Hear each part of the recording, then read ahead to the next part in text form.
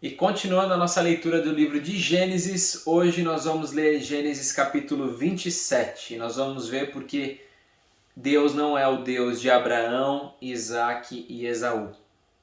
Vamos orar? Deus, te agradecemos pela tua palavra. Te agradecemos porque ela nos ajuda a caminhar dia após dia, nos ajuda a conhecer a tua vontade, nos ajuda a enxergar o caminho ao teu coração. E Deus, nós te pedimos que o Senhor nos encha de sabedoria, de capacidade, para que nós entendamos tudo aquilo que o Senhor quer falar ao nosso coração, tudo aquilo que o Senhor nos revela através da tua palavra. Em nome de Jesus, amém. Gênesis capítulo 27, versículo 1. Tendo Isaque envelhecido, seus olhos ficaram tão fracos que ele já não podia enxergar. Certo dia chamou Esaú, seu filho mais velho, e lhe disse: Meu filho. Ele respondeu: Estou aqui. Disse-lhe Isaque: Eu já estou velho e não sei o dia da minha morte. Pegue agora as suas armas, o arco e a aljava, e vá ao campo caçar alguma coisa para mim. Lembra que ele gostava das caças de Esaú? Versículo 4. Prepare-me aquela comida saborosa que eu tanto aprecio e traga-me, para que eu a coma e o abençoe antes de morrer. Ora, Rebeca estava ouvindo o que Isaque dizia ao seu filho Esaú. Quando Esaú saiu ao campo para caçar, Rebeca disse ao seu filho Jacó: Ouvi seu pai dizer ao seu irmão Esaú: Traga-me alguma caça e prepare-me aquela comida saborosa para que eu a coma e o abençoe na presença do Senhor antes de morrer. Agora, meu filho, ouça bem e faça o que lhe ordeno. Vá ao rebanho, traga-me 2 cabritos escolhidos, para que eu prepare uma comida saborosa para o seu pai, como ele aprecia. Leve-a, então, a seu pai, para que ele coma e o abençoe antes de morrer. Disse Jacó a Rebeca, sua mãe: Mas o meu irmão Esaú é homem peludo, e eu tenho a pele lisa. E se meu pai me apalpar, vai parecer que eu estou tentando enganá-lo, fazendo-o de tolo, e em vez de bênção eu trarei sobre mim maldição.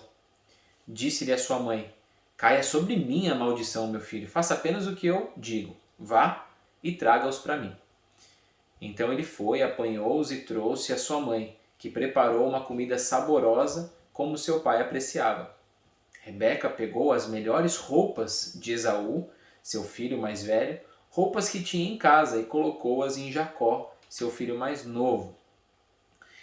Lembra que naquela época a gente não tinha máquina de lavar, não tinha sabão em pó, não tinha amaciante, não tinha secadora, então as roupas tinham bem o cheiro da pessoa. Versículo 16. Depois cobriu-lhe as mãos e a parte lisa do pescoço com as peles dos cabritos. E por fim entregou a Jacó a refeição saborosa e o pão que tinha feito. Olha só como Esaú devia ser peludo, né? Porque para a pele do cabrito parecer que era Esaú, o cara tinha bastante pelo mesmo. Ele se dirigiu ao pai e disse: Meu pai. Respondeu ele: Sim, meu filho, quem é você? Jacó disse ao seu pai: Sou Esaú, seu filho mais velho. Fiz como o Senhor me disse. Agora, assente-se e coma do que eu cacei, para que me abençoe. Isaque perguntou ao filho: Como encontrou a caça tão depressa, meu filho? Ele respondeu: O Senhor, o seu Deus, a colocou no meu caminho. O cara ele já não estava só mentindo, não era um complô entre a mãe e ele, mas ele tenta colocar inclusive Deus. Você consegue enxergar isso hoje na sociedade? Muita gente colocando Deus nas suas mentiras para apoiar essas suas mentiras. Você vê que aqui há muito tempo atrás, muitos anos atrás, as pessoas já faziam isso. Hoje a gente vê na televisão, vê gente ao nosso redor usando o nome de Deus, falando: não, foi Deus que me falou, eu estou sendo aprovado por Deus, e o cara está proferindo um monte de mentira, um monte de besteira. Versículo 21. Então Isaque disse a Jacó: Chegue mais perto, meu filho, para que eu possa apalpá-lo e saber se você é realmente o meu filho Esaú. Jacó aproximou-se do seu pai Isaque, que o apalpou e disse: A voz é de Jacó, mas os braços são de Esaú. Não o reconheceu, pois seus braços estavam peludos como os de Esaú, seu irmão, e o abençoou. Isaque perguntou-lhe outra vez: você é mesmo meu filho Esaú? E ele respondeu, sou. Então lhe disse, meu filho, traga-me da sua caça para que eu coma e o abençoe. Jacó a trouxe e o seu pai comeu, também trouxe vinho e ele bebeu. Então Isaque, seu pai, lhe disse, venha cá, meu filho, dê-me um beijo. Ele se aproximou e o beijou. Quando sentiu o cheiro de suas roupas, Isaque o abençoou, dizendo, ah, o cheiro do meu filho é como o cheiro de um campo que o Senhor abençoou. Que Deus lhe conceda do céu o orvalho e da terra a riqueza, com muito cereal e muito vinho, que as nações o sirvam e os povos se curvem diante de você. Seja o Senhor dos seus irmãos e curvem-se diante de você os filhos de sua mãe. Malditos sejam os que te amaldiçoarem e benditos sejam os que te abençoarem. Quando Isaque acabou de abençoar Jacó, mal tendo ele saído da presença do pai, o seu irmão Esaú chegou da caçada. Ele também preparou uma comida saborosa e a trouxe ao seu pai e lhe disse, meu pai, levante-se e coma da minha caça para que o Senhor me dê a sua bênção. Perguntou-lhe seu pai, Isaque, quem é você? Ele respondeu, sou Esaú, seu filho mais velho.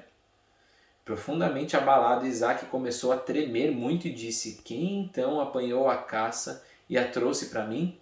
Acabei de comê-la antes de você entrar e a ele abençoei.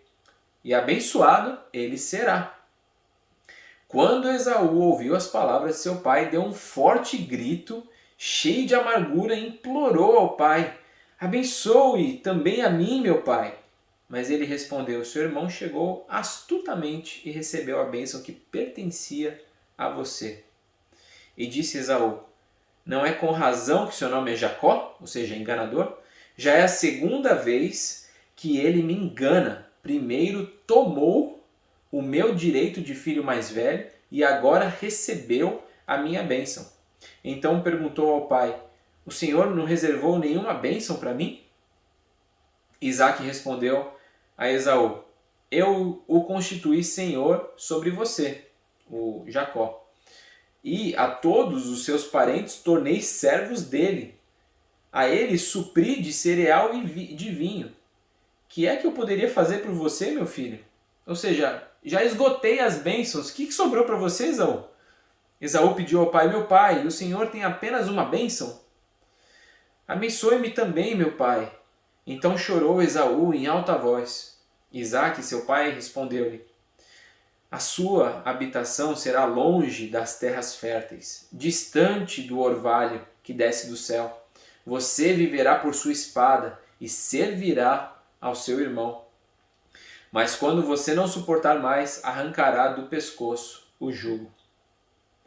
Esaú guardou rancor contra Jacó por causa da bênção que seu pai lhe dera, e disse a si mesmo, os dias de luto pela morte do meu pai estão próximos, então matarei o meu irmão Jacó. Quando contaram a Rebeca que o seu filho Esaú dissera, ela mandou chamar Jacó, seu filho mais novo, e lhe disse, Esaú está se consolando com a ideia de matá-lo. Ouça, pois, o que lhe digo, meu filho, fuja imediatamente para a casa do meu irmão Labão, em Harã. Fique com ele algum tempo, até que passe o furor do seu irmão.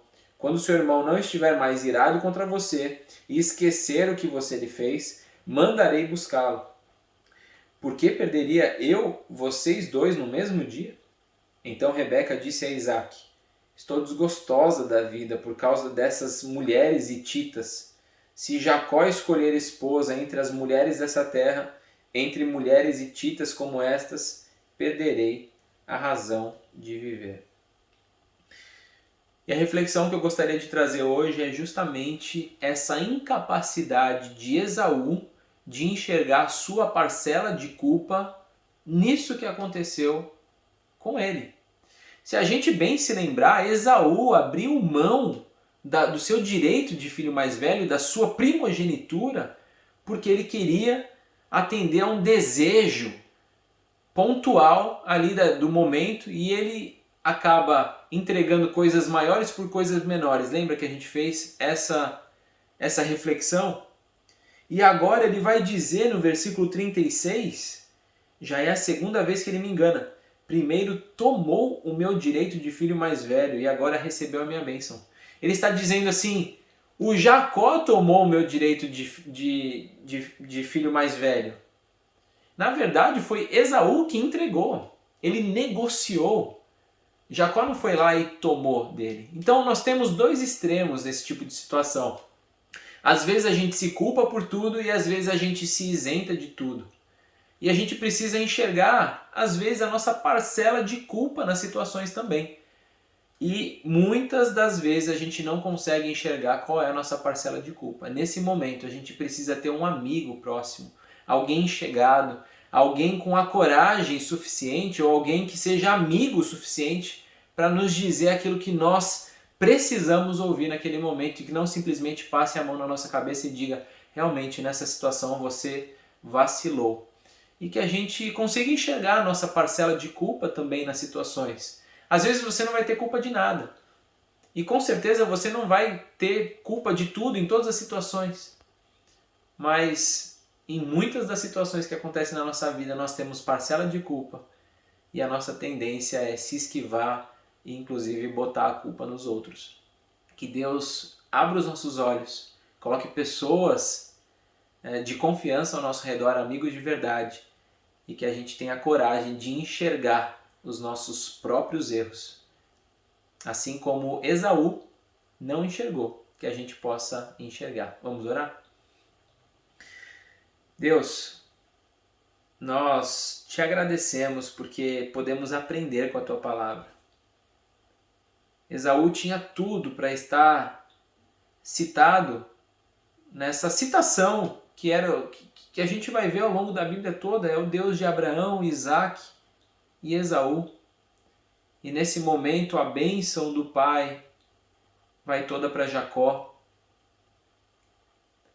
Deus, que nós possamos enxergar nossa parcela de culpa nas situações e andar pelo caminho da reconciliação com o Senhor e não tentar aplacar isso, tentando jogar a culpa nos outros, nas situações, que nós possamos assumir e enxergar que parcela temos. E Deus, nas situações em que nós não temos culpa, que nós possamos enxergar também. Há muita gente se culpando e vivendo uma vida pesada porque se culpa muito. Deus, então nos dá esse equilíbrio, nos dá sabedoria para enxergar quando nós temos culpa e quando nós não temos culpa realmente. Em nome de Jesus, amém. Deus te abençoe e nós nos vemos amanhã em Gênesis capítulo 28.